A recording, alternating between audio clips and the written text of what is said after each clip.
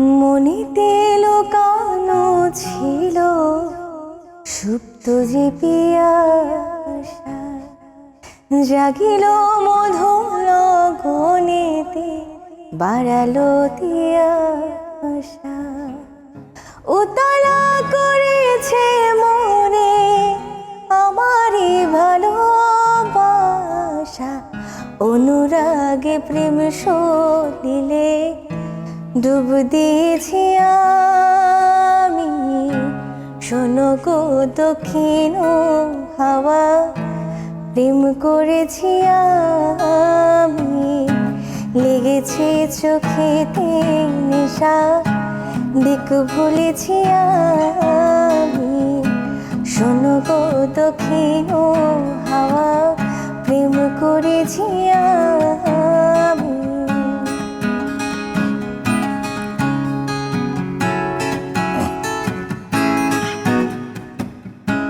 দহন বেলাতে আমি প্রেমের তাপসী, বরসাতে প্রেম ধারা শরতের শোষী। দহন বেলাতে আমি প্রেমের তাপসী, বরসাতে প্রেম ধারা শরতের শোষী। রচি গো হেমন্তে মায়া, রচি গো হেমন্তে মায়া, শীতেতে উদাসী হয়েছি বসন্তে আমি বাসনা বিলাসী। শোনো গো মধুর হাওয়া, প্রেম করেছি আমি। লেগেছে চোখেতে নেশা, দিক ভুলেছি আমি। শোনো গো দক্ষিণ হাওয়া, প্রেম করেছি আমি। মিষ্টি সুরে আমাদের আড্ডাটা শুরু হচ্ছে। তবে এই যে মিষ্টি সুরে গাইলে, এই গান শুনলে যে কেউ আসলে প্রেমে পড়তে পারে। তো আজকে আমরা সঙ্গীত শিল্পী সাবরিনা সাবার গল্প যেমন শুনবো, তার ব্যক্তি জীবনের গল্প আমরা শুনতে চাই। আচ্ছা, শুরুতেই জানতে চাই আসলে কেমন যাচ্ছে তোমার ব্যস্ততা? ব্যস্ততা আসলে যেমন যাচ্ছিল তার থেকে এখন বলবো যে বহু গুণে বহুমাত্রিকভাবে নিজেকে আসলে গঠন করা বা তৈরি করার যে আবার একটা স্ট্রাগল, সেই পিরিয়ডটা আবার চলছে আমার জীবনে বলবো। কেননা আমাকে অনেকেই মার্কস অলরাউন্ডার হিসেবে চেনে 2010 থেকে। তো ইন্ডাস্ট্রিতে আসার সময় শুধু গান নিয়ে সবাই চিনতো। এরপর নিজের একটা বিজনেস স্টার্ট আপ হলো, একটা ইভেন্ট নিয়ে, সেটা হচ্ছে লা ফেস্টিভ্যাল। এরপর আমি কিছুদিন আগে একটা রিয়েল এস্টেটে জয়েন করেছি as a digital marketing and media communication সেক্টরে। তো সব কিছু মিলেই আসলে নতুনভাবে আসলে নিজেকে মানে এত ব্যস্ততা থাকা সত্ত্বেও কেন এজেন্সিতে জয়েন করলে? এটাতে জয়েন করার একটা রিজন হচ্ছে যে ওই যে আমার একটা কর্পোরেট ওয়ার্ল্ডে কাজ করার একটা অভিজ্ঞতা দরকার আমার কাছে মনে হয়েছে। মানে সাবার কি মনে হয় তাকে সব জায়গায় থাকতে হবে? ছোট থেকে নাচে, গানে, অভিনয়ে সব জায়গায় সাবা ছিল, এখনো থাকতে হবে, এমনটাই কি মনে হয়? তুমি একটা জিনিস বাদ দিয়েছো। আবৃত্তি? না, আমি ফিল্ম মেকিংও শিখেছি। আচ্ছা। এবং আমি চিলড্রেন ফিল্ম ফেস্টিভ্যালে এক বছর জুরি বোর্ডে মেম্বার ছিলাম। তো সব কিছু মিলে আসলে এক্সপিরিয়েন্সের তো মানুষের লাইফের শেষ নেই। যতদিন পর্যন্ত আসলে আমি কাজে নিজেকে ব্যস্ত রাখতে চাই, ততদিন পর্যন্ত আমার প্রতিটা দিন যেন একটা অভিজ্ঞতা সম্পন্ন দিন হয়, আমি সেটাই চিন্তা করি। সাবা, আমি জানি যে তুমি মানসিকভাবে কতটা স্ট্রং একজন মানুষ। এই কারণে আমি তোমার কাছে জানতে চাই, এত প্রতিভার অধিকারী একজন মানুষ যে বিভিন্ন সেক্টরে নিজেকে তুলে ধরেছে, যে পথেই তুমি চলো না কেন, এই পথ চলায় সফলতা একটু কম কেন? আসলে কতটুকু পর্যায়ে গেলে মানুষ সফল হয় এটা তো আমার জানা নেই। তবে আমি আমার জায়গা থেকে না খুব স্যাটিসফাইড। মানে আমি যা করব সব কিছু যদি আমি চিন্তা করি তাহলে মানুষ কি চিন্তা করবে? আমি আমার দিক থেকে যতটুকু পেয়েছি ততটুকু আমার সফলতা যেহেতু শেষ নেই, আমি বলবো যে আমার তো এখনো অনেক সময় আছে, দেখা যাক কি হয়। সব সেক্টরের কথা বাদ দিয়ে শুধুমাত্র সঙ্গীত শিল্পী সাবরিনা সাবার কথা জানতে চাই। এক সময় বেশ জনপ্রিয় গান আমরা তোমার কাছ থেকে পেয়েছি, কিন্তু দীর্ঘ সময় আসলে সেই তুলনায় সঙ্গীত অঙ্গনে সাবরিনা সাবার নামটি নেই, সেটার কেন? কাজের সংখ্যা হয়তো কম, হয়তো বা এখনকার গতানুগতিক ধারার ভাইরাল সেন্সটা আমার মধ্যে নাই। ভাইরাল হওয়ার জন্য আমি কোনো কিছু কখনো করিনি, করতে চাইও নি।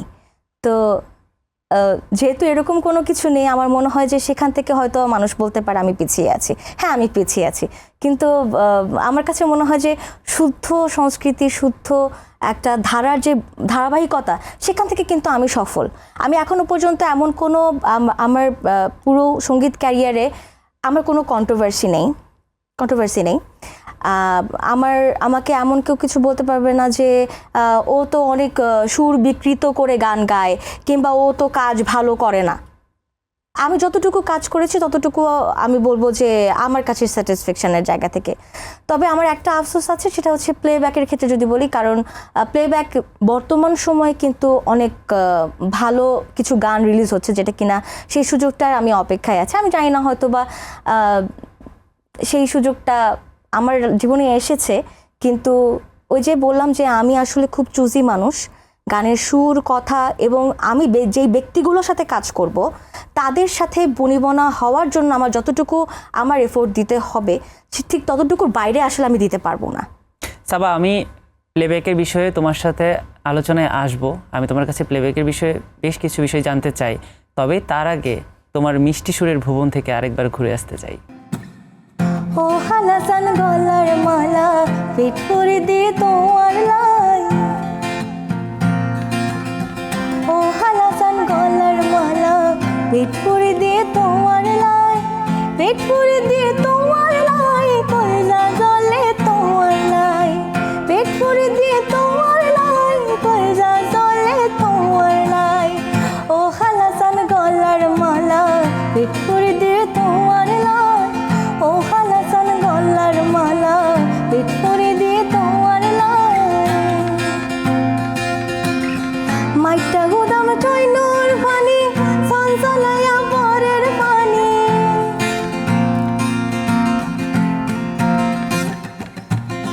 মাইটা গুদাম টইনুর সানি, ঝরঝরাইয়া পরের পানি।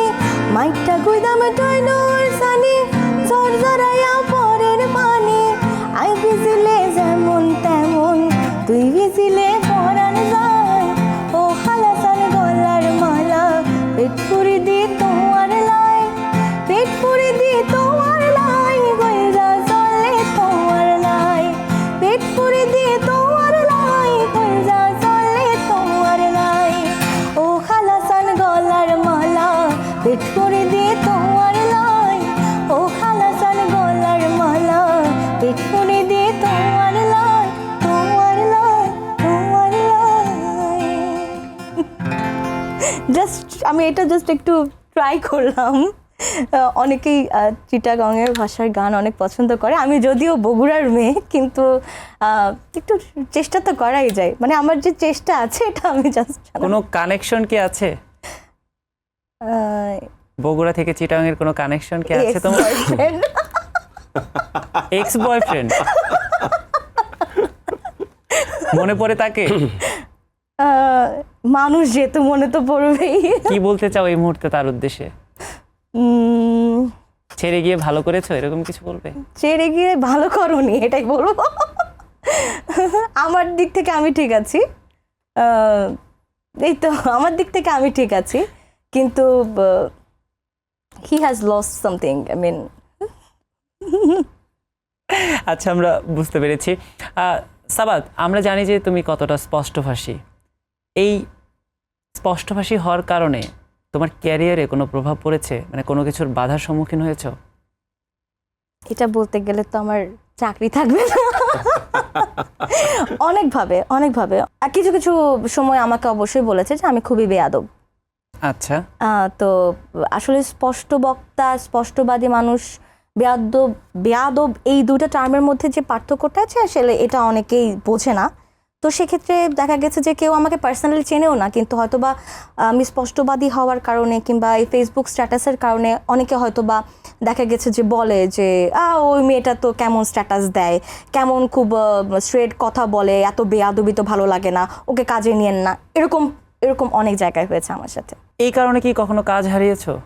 অনেক জায়গায় এমনও হয়েছে, রিপ্লেসমেন্ট হয়ে গেছে। আমি কাজ করে এসেছি, সেই জায়গা থেকে রিপ্লেসমেন্ট হয়ে গেছে। সাবা, তুমি কি মনে করো যে আসলে তুমি যে সেক্টরে কাজ করছো, এখানে কাজ করতে গেলে তোষামোদ করাটা খুব বেশি জরুরি?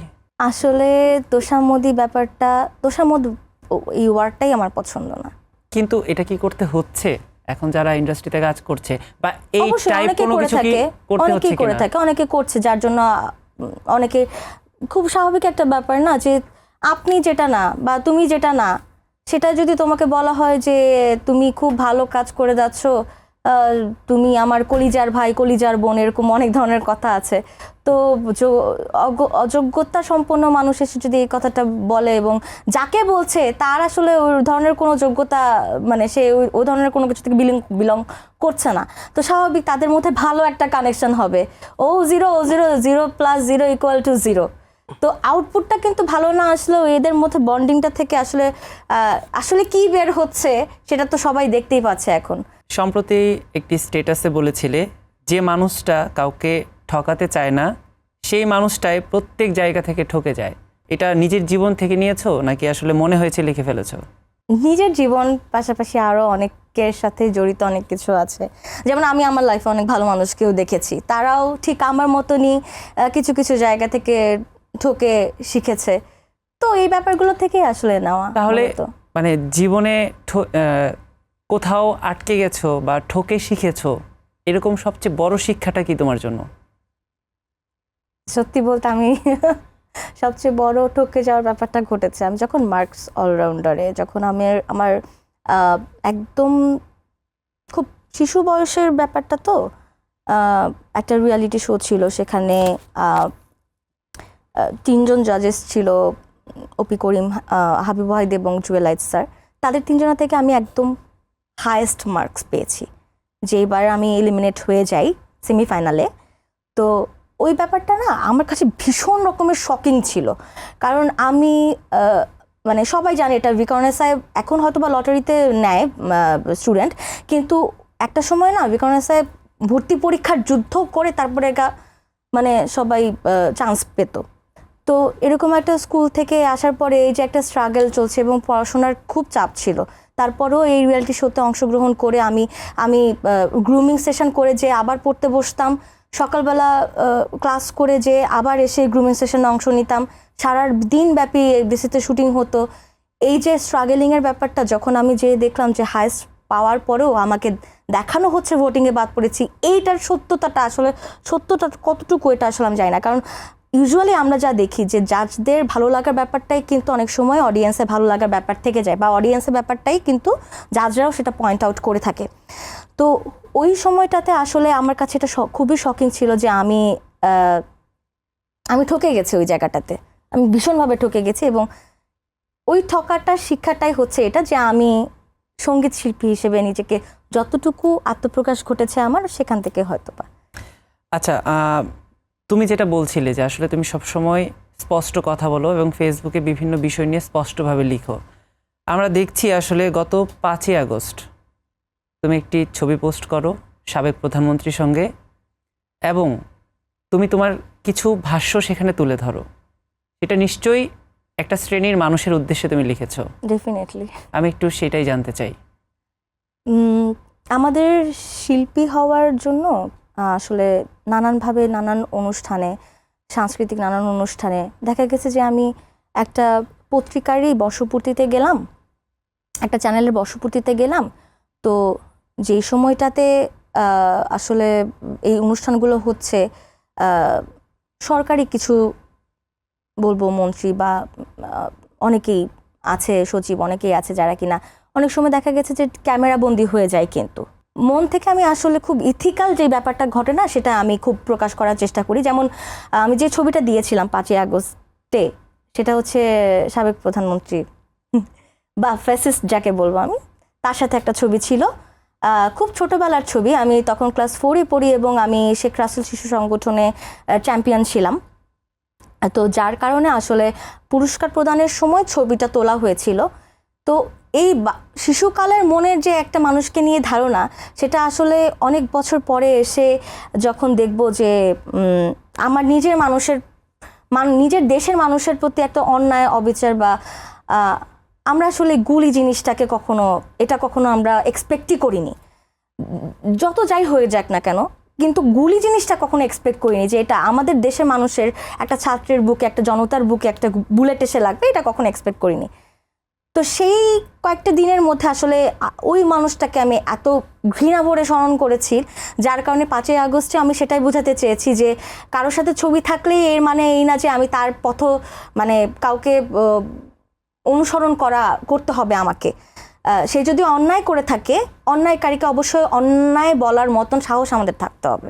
কিন্তু সাবা, তোমার ফেসবুকে বলো বা তোমার আশেপাশের মানুষজনের কাছ থেকে যতটুকু আমরা জানতে পেরেছি যে তুমিও রাজনীতিতে সক্রিয় হতে যাচ্ছ, এর বাস্তবতা বা এর সত্যতা আসলে কতটুকু? এটা সবাই বলে, কারণ আমার মধ্যে নাকি একটু, এবং আমরা কিন্তু এটা জেনেছি যে ছাত্রদের তৈরি একটি দলের কোনো একটি পদেও তুমি যাচ্ছিলে, তুমি সেটা পরবর্তীতে রাজি হওনি, এমন একটি বিষয় কিন্তু আমরা শুনতে পেরেছি। আসলে এইটার সত্যতা জানতে চাই। সত্যি বলতে হচ্ছে যে আমাকে জাসাস থেকে প্রপোজাল দেওয়া হয়েছিল সাংস্কৃতিক সংগঠনের জন্য, এটা অনেকে জানে। এই ইভেন হচ্ছে হ্যাঁ, এনসিপি যেই সংগঠনটা আছে সেখান থেকেও সাংস্কৃতিক অনেক ধরনের কি বলবো এটাকে সেক্টরে হ্যাঁ অফার এসেছে। এবং আমি শুধু বলেছি যে আমি আসলে ব্যক্তিগতভাবে কোথাও জড়াতে চাই না, কিন্তু যে কোনো প্রোগ্রামে, যেহেতু এটা ছাত্র জনতার একটা সংগঠন আমি বলবো, এবং এখান থেকে একটা মানে উত্থান হয়েছে, তো সেই জায়গা থেকে আমি আমার পুরোপুরিটা দিয়ে আমি সাহায্য করতে চাই। এই এমনিতেই তোমার কি রাজনীতিতে আসার কোনো পরিকল্পনা আছে? না, এটা আমার 3 মাস আগেও ছিল যে আমি হয়তো আমার পরিকল্পনা ছিল যে আমি আসব, কিন্তু আসলে বর্তমানে এই অবস্থায় নেই। কারণ আমার কাছে মনে হয় যে আমাদের মধ্যেই আসলে অনেকের মধ্যেই সমস্যা আছে। এই সমস্যাটার কারণে আমরা যেই দলে আসুক না কেন, আসলে কোনোটাই আসলে ভালো হবে না বলে আমার ধারণা। কিন্তু আমি তোমার কাছে স্পেসিফিক জানতে চাই যে 3 মাস আগেও যখন তুমি ভাবলে তুমি রাজনীতিতে আসবে, 3 মাসের মধ্যে কি এমন হলো যে কারণে তোমার মনে হলো তোমার রাজনীতিতে আসা উচিত না? আমার কাছে সবসময় মনে হয় যে এই দোষ দেওয়াদেরই যে ব্যাপারটা, যে দেখেন, ছাত্র আন্দোলন বা ছাত্র বিপ্লব হওয়ার পরে আসলে আমি যদি বলি যে আমি রাজনীতি নিয়ে কিন্তু আগে বলে দিচ্ছি, কথা আমি আসলে খুব একটা বলতে চাই না, কিন্তু I must say like this as a general people, as a citizen, because of আমি যদি বলি যে বিএনপির নেতাবৃন্দ যারা আছেন, অনেকে কিন্তু দেখা গেছে যে অনেকভাবে কিন্তু এখনো পর্যন্ত তাদের অনেকেই অনেক ধরনের দোষ আছে, বা অন্যায়কৃতভাবে করা অনেক কিছু সাজা তারা কিন্তু ভোগ করতে করতে তারা এই সময়টা বেরিয়ে এসেছে। কিন্তু আমার কাছে সবচেয়ে বেশি নোংরা লেগেছে যখন তারা বের হয়ে আসার পরে মানে সম্পূর্ণটাই বলে যাচ্ছে যে আমরা এত বছর ধরে আন্দোলন করেছি, সেটার ফল নাকি এটা যখন শুনি না, তখন আসলে অনেক কষ্ট লাগে। কারণ যদি এতদিন ধরে তারাই স্ট্রাগল করে যায় বা তারাই অংশগ্রহণ করে, তারাই যদি এটার একমাত্র কি বলে বিপ্লবী হয়ে থাকে, তাহলে তো অনেক আগে এটা সফল হতো, এত দেরিতে সফল হতো না। তো আমার কাছে এটা আসলে খুব কষ্ট লাগে যে এই যে একটা, আমি বলবো অবশ্যই মুনাফেকি, আমি অবশ্যই বলবো যে এটা একটা কি বলবো এটাকে ক্রেডিট না দেওয়ার যে একটা সবসময়, এবং এখনই যদি এই কথা বলে তাহলে যখন ক্ষমতায় যে কেউ আসবে তখন তো আরো বেশি সাহস পেয়ে যাবে কথাগুলো বলার। সাবা, আমরা তো একটা দল প্রসঙ্গে জানলাম, কিন্তু তোমার কাছে তো 2টো দল থেকে অফার এসেছে, আরেকটি দলের কি এমন হলো যে তুমি সেখানেও যেতে চাইছো না? আসলে কোনো দলেই যাওয়ার মতন আসলে মন মানসিকতা ভাবে আমি চিন্তা করলাম যে শিল্পীরা যখন কোনো একটা দলে চলে যায়, তখন তার মধ্যে আর শিল্পত্ব কিংবা শিল্পী বলে মানুষ আপামর জনতার কাছে যে একটা অ্যাকসেপ্টেন্স, এটা থাকে না। ঠিক আছে, আমরা অনেক রাজনীতি নিয়ে আলোচনা করলাম, এবার একটু আমরা গানের ভুবনে চলে যাই। আমরা এবার কোন গানটি শুনবো? এখন যে গানটা করব বা যে গানগুলো করব এটা একটা সারপ্রাইজ। তো এতটুকুই বলবো যে এই গানগুলো আমাকে বাঁচিয়ে রাখবে, সবার মধ্যে বাঁচিয়ে মানে রাখছে আর কি বহু বছর ধরে। তো ওই গানগুলো করছি।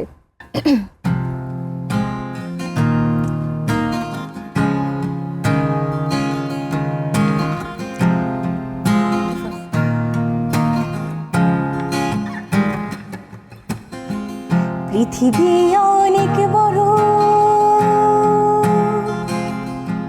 যদি বিশ্বাস করো। পৃথিবী অনেক বড়, যদি বিশ্বাস করো। হৃদয় আমার আরো বড় হোক না জীবন ক্ষুদ্র, তোমার ভালোবাসার ফোঁটা জল এক মহাসমুদ্র, তোমার ভালোবাসার ফোঁটা জল এক মহাসমুদ্র।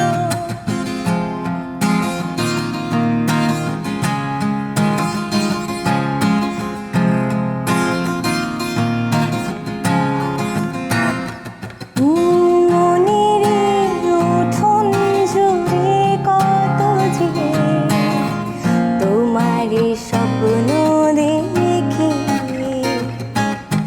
হৃদয়ের মাঝে তোমাকে নিয়ে, কত যে ছবি আঁকি।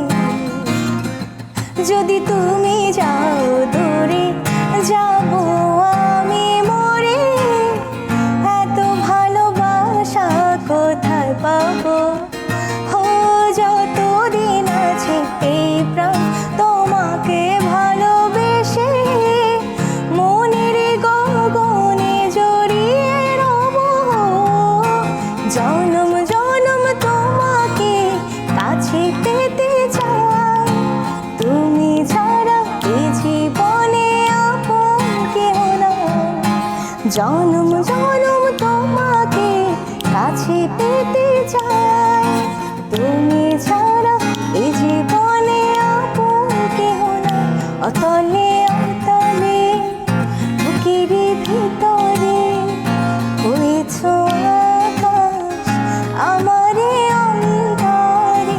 অতলে অতলে বুকের ভিতরে হয়েছ আকাশ আমারে অন্তরে।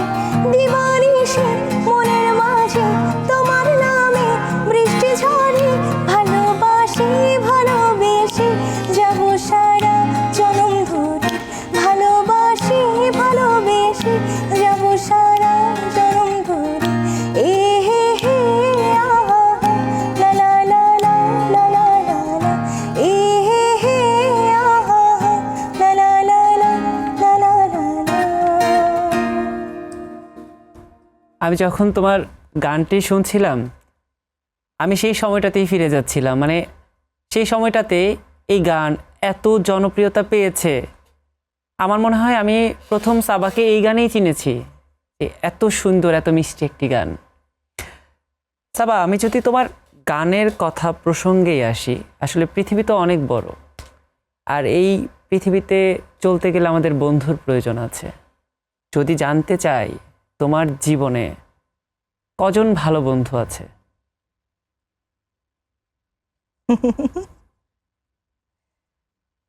খুবই কঠিন একটা প্রশ্ন।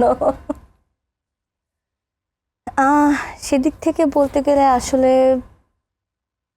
বন্ধু জিনিসটা একবার ছেড়ে গেলে আবার ফিরে যে আসে, সেই আসলে বন্ধু। আর সেই সাথে আমার কিছু শুভাকাঙ্ক্ষী বন্ধুও আছে। সেটা হচ্ছে আমি যখন নর্থ সাউথে যখন ভর্তি হয়েছে কেবল, তখন একটা মেয়ে ছিল যে কিনা এসে আমাকে ফার্স্ট বলেছিল যে আমি তো তোমার অনেক বড় ফ্যান। এই যে আমার ক্যারিয়ারের স্টার্টিংয়ে যে ভার্সিটি লাইফে প্রথম ক্যাম্পাসে এরকম একটা মেয়ে কনফেস করে। মেয়েরা কিন্তু সহজে বলতে চায় না মেয়েদেরকে, এটা কিন্তু সত্য কথা। তো তুমি বলতে চাও? তুমি কোনো মেয়ে আমি বলতে চাই, হ্যাঁ হ্যাঁ হ্যাঁ। আমি বলি আমার অনেক জুনিয়র আছে এরকম, আমরা কোনো গেট টুগেদার প্রোগ্রাম হলে সিঙ্গার অনেকে আছে জুনিয়র অনেকে, আমি গিয়ে কিন্তু বলি যে এই তোমার এই গানটা কিন্তু খুব ভালো হচ্ছে, আমি কিন্তু তোমার অনেক বড় ফ্যান। এরকম অনেক হয়েছে আমার ক্যারিয়ারে, হয়তো বা আমার জুনিয়র কিন্তু আমার গান তাদের গান আমার ভালো লাগে, এরকম অনেক হয়েছে, আমি বলি। আচ্ছা, ব্যক্তি জীবনে তো বন্ধু আছে এবং তারা স্বার্থ ছাড়াই তোমার পাশে আছে, কিন্তু মিডিয়াতে তোমার সবচেয়ে কাছের বন্ধুকে? মিডিয়াতে আমার সবচেয়ে কাছের বন্ধু আপাতত হচ্ছে কি বলবো,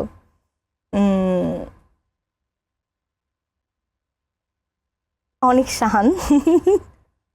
অনিক সাহান, যার সাথে আমার প্রথম ক্যারিয়ারের একটা হিট গান হচ্ছে জনম জনম। তো এটা অনেকে এরকম ভাবে যে আমরা বন্ধু না, আমরা মনে হয় গার্লফ্রেন্ড বয়ফ্রেন্ড। সত্যি কি আছে কিছু? মোটেই না, আমাদের পুরো গালাগালি সম্পর্ক, ভীষণ রকমের গালাগালি সম্পর্ক। কিন্তু তার সাথে যে কয়টাই আমার গানের শ্যুট হয়েছে, তো সে খুব চেষ্টা করে আমার দিকে রোমান্টিক ওয়েতে তাকাতে, কিন্তু আমার ওর দিকে রোমান্টিক ওয়েতে তাকাতে আমার হাসি বের হয়ে যায়। এই সিনগুলো অনেক হয়েছে আমাদের শুটিংয়ের সময়। তো এইগুলো আসলে বলার মতো না, আমাদের কেমিস্ট্রিতে এত ভালো যে মানুষকে ভাবাতে সাহায্য করে যে we have something between us. আমরা কিন্তু দেখি যে আসলে আমাদের ইন্ডাস্ট্রিতে গায়িকাদের সঙ্গে নায়িকাদের খুব ভালো সম্পর্ক থাকে। সেটা যদি আমরা অনেক পেছনে ফিরে যাই, আমরা কিন্তু জানি যে আসলে লিজেন্ডারি অ্যাক্ট্রেস শাবনূরের বেশিরভাগ গানেই কিন্তু কণ্ঠ দিতেন কনক চাপা। তাদের মধ্যে কিন্তু কেমিস্ট্রিটা দুর্দান্ত এবং তারা এখনো দেশের বাইরে গেলে কিন্তু একসঙ্গে গেট টুগেদার করে।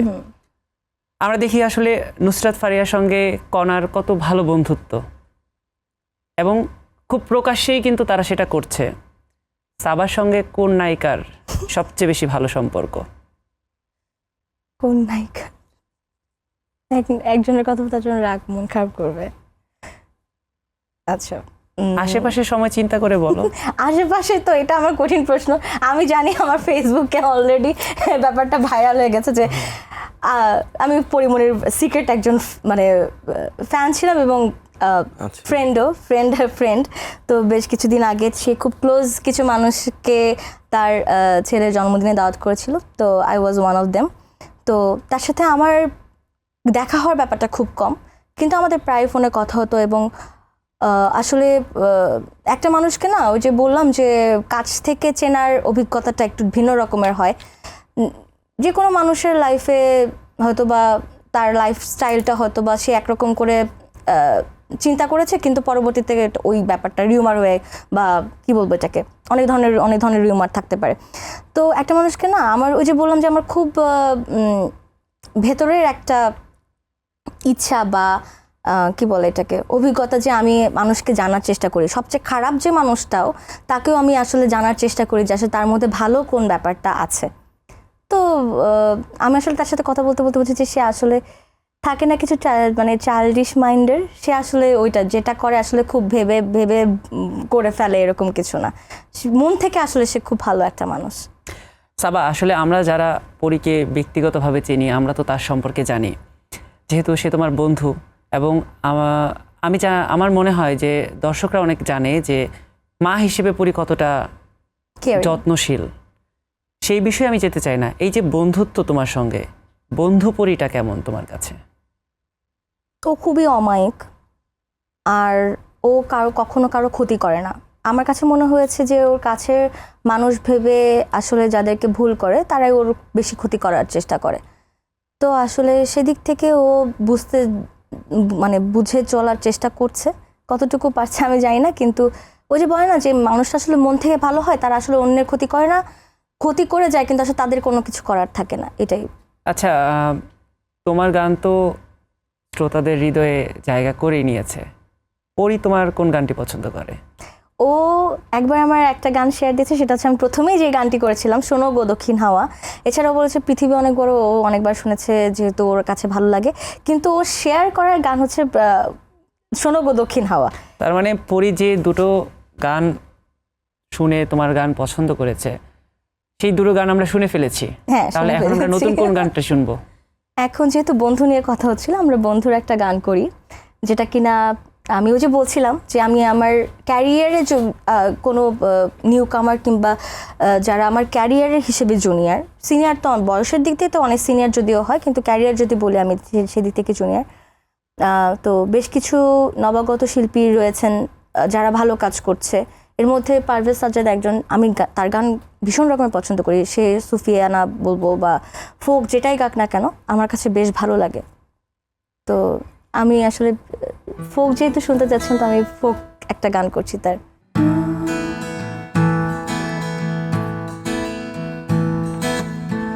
ভালোবাসা এমন যেন এমনই তার ধরন, কারো কাছে পুতুল খেলা, কারো জীবন মরণ। ও ভালোবাসা এমন যেন এমনই তার ধরন, কারো কাছে পুতুল খেলা, কারো জীবন মরণ। ঘরে থাকে না ঘরের ভেঙে গেলে খুঁটি, কিছু কিছু মানুষ থাকে হৃদয় যাদের রুটি। আমার বন্ধুরও বন্ধু আছে আগে জানতাম না, মন না দিলে ভালোবাসে দুঃখ পাইতাম না। আমার বন্ধুরও বন্ধু আছে আগে জানতাম না, মন না দিলে ভালোবাসে দুঃখ পাইতাম না। ভালোবাসা এমন যেন এমনই তার ধরন, কারো কাছে পুতুল খেলা, কারো জীবন মরণ। ঘরে থাকে না ঘরের ভেঙে গেলে খুঁটি, কিছু কিছু মানুষ থাকে হৃদয় যাদের রুটি। আমার বন্ধুরও বন্ধু আছে আগে জানতাম না, মন না দিলে ভালোবাসে দুঃখ পাইতাম না। আমার বন্ধুরও বন্ধু আছে আগে জানতাম না, মন না দিলে ভালোবাসে দুঃখ পাইতাম না। আসলে দুঃখ না পেলে জীবনে সামনে আগানো যায় না। নতুন কিছু সৃষ্টি করতে চাইলে দুঃখ পেতে হবে। তুমি চিটাং থেকে দুঃখ পেয়েছিলে বলেই আজকে এত কিছু করছো। ছিল তোমার বন্ধুরও বন্ধু ছিল নিশ্চয়ই।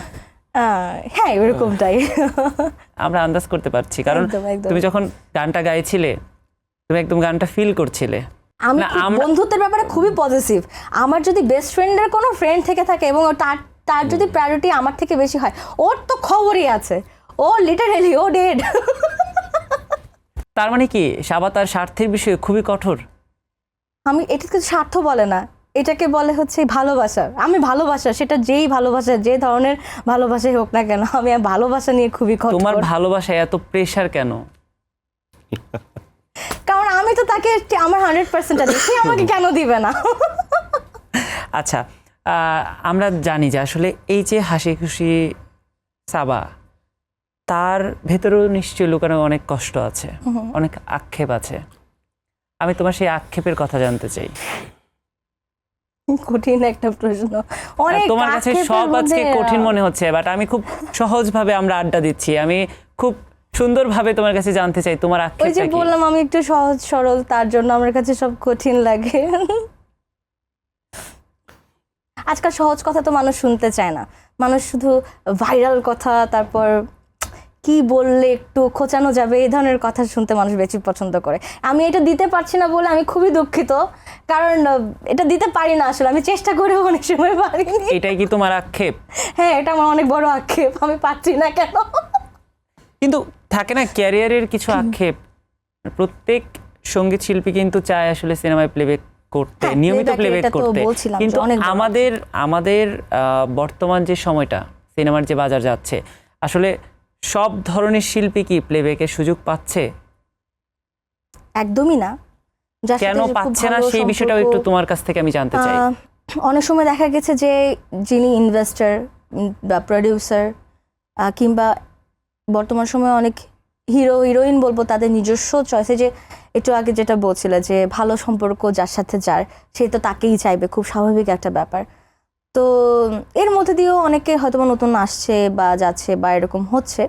তো আমার কাছে মনে হয় যে হয়তোবা সবাই যেরকম করে যাচ্ছে ভালো একটা সম্পর্কের মধ্যে দিয়ে, আমার কাছে মনে হয় আমার কাজটা দিয়ে সবাই এটাকে বিচার করবে, এবং যখন কাজের বিচারে আমি ওই যোগ্যতাটা দিয়ে কাজ মানে কাজ প্লেব্যাক করব, তখন আমার মনে হয় ওই সম্পর্কটা তখন থেকে তৈরি হয়ে যাবে। আগে থেকে সম্পর্ক তৈরি হয়ে এসে কাজ করাটা আমার কাছে এটা মনে হয় যে সেই সম্পর্কটা ভালো নাও থাকতে পারে, তখন আবার সেই কাজটা তার সাথে তার কাজটা দেখা গেছে যে ও আসলে ওর সাথে আমার বন্ধুত্ব নেই, ওকে নিয়েন না, এটাও বলতে পারে।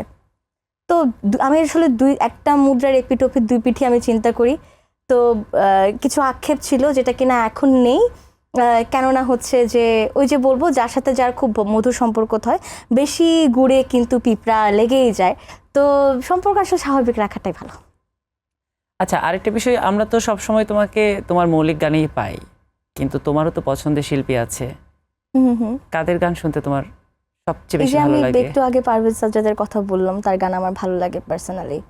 আর এছাড়াও বর্তমানে কাজ করছে যারা অবন্তী, তারপর আতিয়ানিসা, ওদের ভয়েস আমার কাছে ভালো লাগে, ভালো গায় ওরা।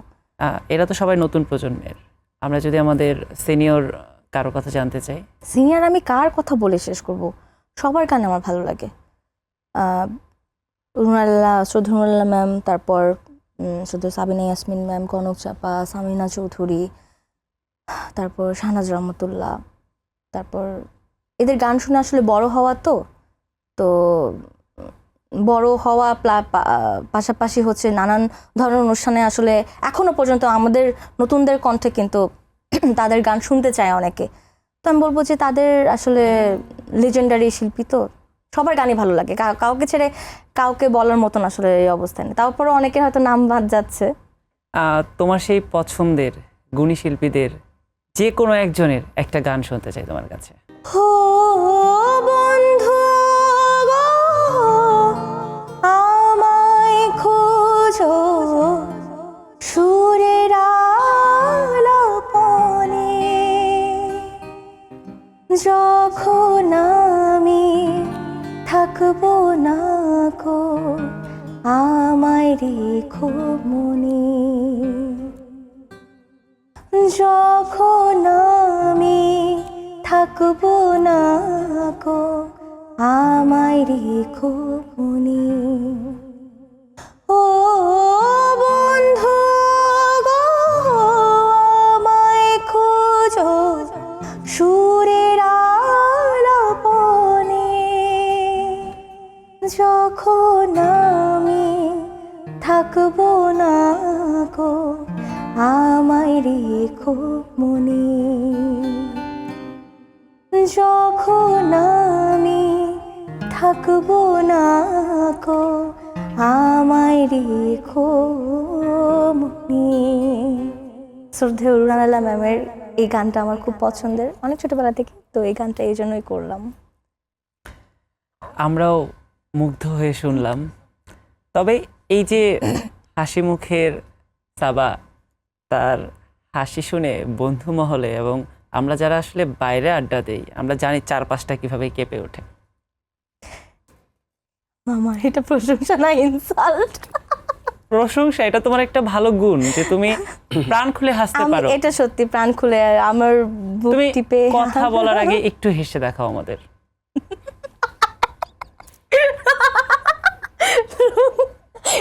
আমি জানি এর থেকেও, যখন আমি আসলে হাসি এর থেকেও বিকট হাসি আমি আসি, সত্যি কথা।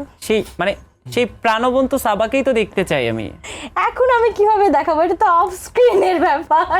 এখন অফ স্ক্রিনে বললে মানুষ ফোন থেকে, ফোন হাত থেকে পড়ে যাবে। আমাদের হাতে কিন্তু ফোন নেই, আমাদের হাত থেকে ফোন পড়ার সম্ভাবনাও নেই।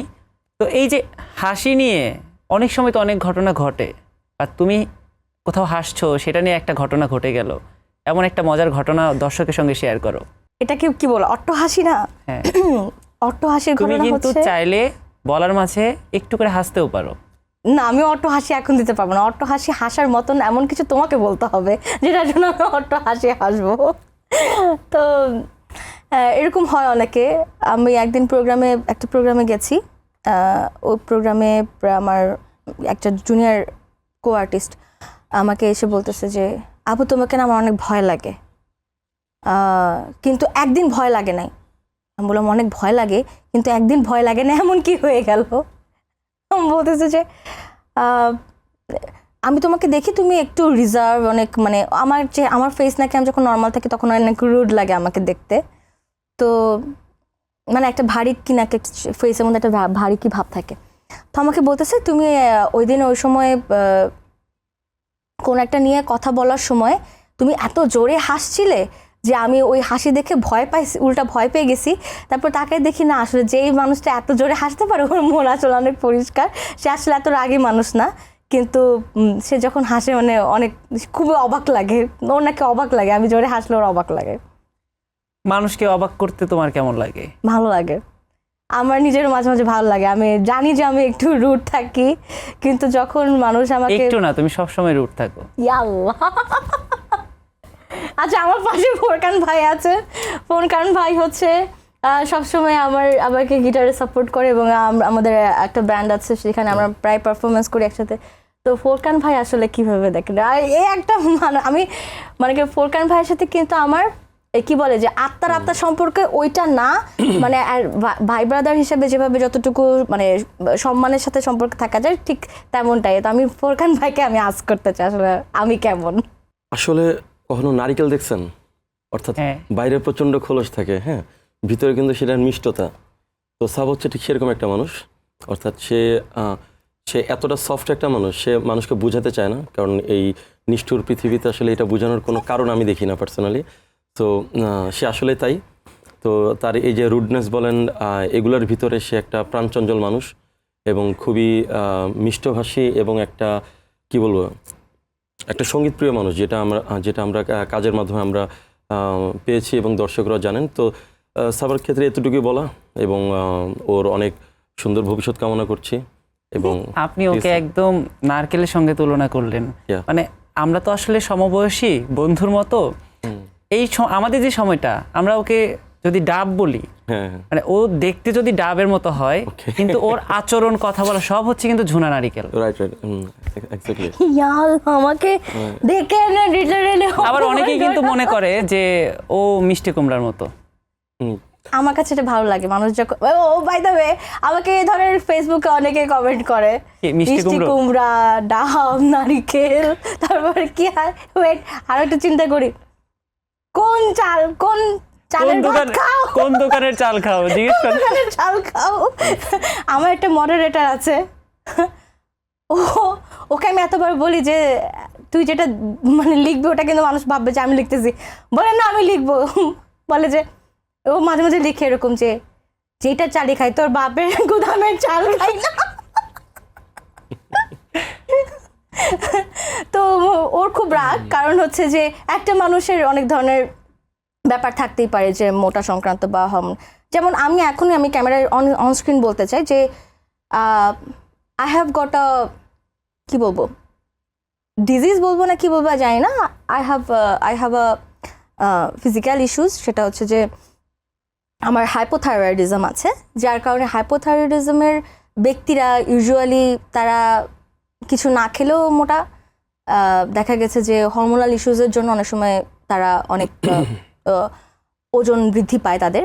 তো সেক্ষেত্রে আমি বলবো যে আমি আমার দিক থেকে সম্পূর্ণটাই চেষ্টা করি এবং করে যাচ্ছি, যেহেতু আমি এতগুলো কাজের সাথে জড়িত, এই এখন গান করছি, আবার ইভেন্ট প্ল্যানিং করছি, আবার সকাল 9টা থেকে 6টা পর্যন্ত অফিস করছি, সব মিলে ব্যস্ততার মধ্যে থাকার পরেও কিন্তু আসলে হয়ে ওঠে না। তো আমাকে যারা এই ধরনের কমেন্ট করেন আসলে জানি না কি কেন মানে করেন, বা আসলে আমি কাজের জায়গা থেকে তো ঠিক আছি, শারীরিক সৌন্দর্যটা আসলে কতটুকু কে দেখে আমি আসলে ব্যাপারটা প্রথমে অনেক কেয়ার করতাম, মাঝে মাঝে হ্যাঁ কষ্ট লাগার কিন্তু একটা কারণ আছে। আপনি মানে শুভ আমাকে জিজ্ঞেস করছিল একটু আগে যে কষ্টের কি ব্যাপার আছে, আমার কাছে এটা অনেক কষ্টের একটা ব্যাপার, আমি এটা প্রকাশ করতে চাই না, এটাকে আমার দুর্বলতাও ভাবতে চাই না। মোটা বা চিকন হওয়ার রিজনে আসলে মানুষকে কেন এভাবে বিচার করা হয় আমি জানি না। আমার কাছে মনে হয় যে এই মানে কি বলে এটাকে বডি শেমিং জিনিসটা খুব জঘন্য একটা ব্যাপার। মানুষকে আসলে বডি শেমিং না করে কাজের দিক থেকে আসলে মূল্যায়ন করাটা উচিত। সাবা, আসলে একজন শিল্পীর কাছে তো তার শিল্প চর্চাটা ইবাদত। কে কি বললো সেদিকে তাকানোর কোনো প্রয়োজন নেই। তুমি যেভাবে কাজ করছো, যেভাবে দর্শকের ভালোবাসা পাচ্ছ, তুমি তাদের জন্য কাজ করে যাবে। আমি সেটাই করছি। তো তোমার সেই ভালোবাসার দর্শকের জন্য সামনে কি কোনো চমক আছে বা কি ভাবছো তাদের জন্য? আমি কিন্তু রিসেন্টলি বেশ কিছু গান, যেটা কিনা আমি ওই যে বললাম যে আমি খুব একটা কভার করিনি, কিন্তু মানুষের ভালো লাগার বেশ কিছু গান যেটা আমার কাছে মনে হয় আমি কভার করলে শুনতে পছন্দ করবে। অলরেডি একটা গান রিলিজ পেয়েছে, সেটা হচ্ছে আমি ওই গানটা ডেডিকেট করেছি হচ্ছে মাইলস্টোনের বাচ্চাদের জন্য, পাশাপাশি জুলাই আগস্ট আন্দোলনের জন্য যারা ঝরে গেছে খুব অল্প বয়সে, তাদেরকে নিয়ে আসলে, কারণ প্রত্যেকেরই আসলে ওই যে বললাম পরিবার বন্ধু সবাই ছিল যারা এখন তাদের থেকে অনেক দূরে চলে গেছে। তো আমরা যারা তাদেরকে নিয়ে ভাবি, বা আমারও বেশ কিছু বন্ধু আছে বা এরকম শুভাকাঙ্ক্ষী আছে যারা কিনা এখন নেই, তো তাদের সবার উদ্দেশ্যে আমার খুব পছন্দের এবং সবার পছন্দের একটা গান পুরানো সেদিনের কথা, এই গানটা আমি কভার করেছি এবং অলরেডি সাবরিনা সাবা ইউটিউব চ্যানেলে গানটা আছে। তো এই যে ভালো লাগার যে ব্যাপারটা, সেটা শুধু রবীন্দ্রনাথে সীমাবদ্ধ থাকেনি, নজরুলের গানও করেছে যেটা কিনা আপকামিং ট্র্যাক বলবো, এবং সেখানে বেশ কিছু গান আছে, আবার হাসন রাজার আছে, কিছু ফোক গান আছে। তো সব মিলিয়ে কিছু কাভার সঙ্গের প্রতিও আমি আসলে ঝুঁকছি। এটাই। সাবা, আসলে তোমার সঙ্গে আড্ডা দিতে বসলে এই আড্ডা খুব সহজে শেষ হয় না, আর শেষ সবাই বলে হবেও না। কিন্তু এইটা সবাই তবে বলে। আজকে আমরা আমাদের আড্ডাটা শেষ করব, অবশ্যই তোমার একটা গান দিয়ে আমরা শেষ করব। তার আগে তুমি তোমার ভালোবাসার দর্শকের উদ্দেশ্যে কি বলতে চাও? প্রিয় দর্শক, আপনারা জানি আমাকে অনেক অনেক ভালোবাসেন এবং আমি আপনাদেরকে ভীষণ রকমের ভালোবাসি, যার কারণে আসলে অনেক সেলিব্রিটিজ আছে কিংবা অনেক পাবলিক ফিগার আছে যারা কিনা খুব একটা পেজের সাথে সংযুক্ত না থাকলেও তারা দেখা গেছে খুব অল্প সময়ের জন্য পেজে থাকে এবং তারা হয়তো বা 2-1 রিপ্লাই দিয়ে চলে যায়। বাট আমি সবসময় চেষ্টা করি যে খুব আপনাদেরকে কাছে কাছে রাখার জন্য, এবং মোস্ট অফ দ্য টাইম আমি দেখা গেছে নিজেই সব কিছু তদারকি করি এবং আপনাদের ভালোবাসার রিপ্লাইটাও আমি দিয়ে থাকি।